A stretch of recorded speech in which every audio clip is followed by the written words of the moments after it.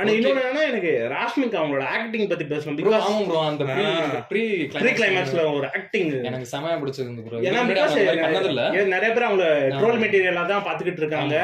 But இந்த படத்துல அவங்களோட ஆக்டிங் கூட ஸ்கோப்பா இருக்கட்டும் சரி, அந்த நீங்க சொன்ன ப்ரீ கிளைமேக்ஸ்ல அந்த வேற டைலாக் அவங்க பேசுற விதமா இருக்கு, அதுவே இப்ப நிறைய பேர் ட்ரோல் பண்றாங்க. அதான் ப்ரோ சந்தீப் டைரக்டர் வந்து எப்படின்னா வந்து ஆக்டிங் பெர்ஃபெக்ட்டா வாங்கிடுறாரு. பட் அவர் கதையில தான் நிறைய பேருக்கு அதுல அஃபெண்டிவா இருக்காங்க. அதுவும் இல்லாம இந்த ப்ரீ கிளைமேக்ஸ் முன்னாடி இருக்கிறதே இப்ப நிறைய பேர் ட்ரோல் பண்றாங்க. பிகாஸ் என்னன்னா அவங்களுக்கு வந்து அவங்க என்ன நினைச்சுக்கிறாங்க, அது வந்து அவங்க நடிக்க தெரியாம நடிச்சிட்டாங்க. பட் அந்த இடத்துல ஒரு சுச்சுவேஷன் என்னன்னா அவங்க வந்து அவங்க அழுகையும் கண்ட்ரோல் பண்ணிட்டு சிரிச்சுட்டும் அவங்க அழுகை சர்க்காஸ்டிக்காவும் அவனை கலாய்க்கணும், அவனுக்கு அது புரிய வைக்க தெரிஞ்சும் தெரியாம கேட்கணும். அவன் வாயில இருந்து சொல்லணும். இப்போ அது செக்ஸ் வச்சு அந்த பொண்ணோட சிச்சுவேஷன் நீ சொல்லணும் அப்படின்னு வந்து அந்த ஒரு கன்வே வந்து ஜஸ்ட் ஒண்ணா இருந்தோம் இல்ல ஒன்னா இருந்தீங்கன்னா அது அவங்க கேக்குறது படுத்துட்டீங்களா சோஃபால படுத்துக்கிட்டீங்க. ஓகே அந்த கேக்குறது சூப்பரா இருந்துச்சு. ராஷ்மிகாவோட ஆக்டிங் ரொம்ப நல்லா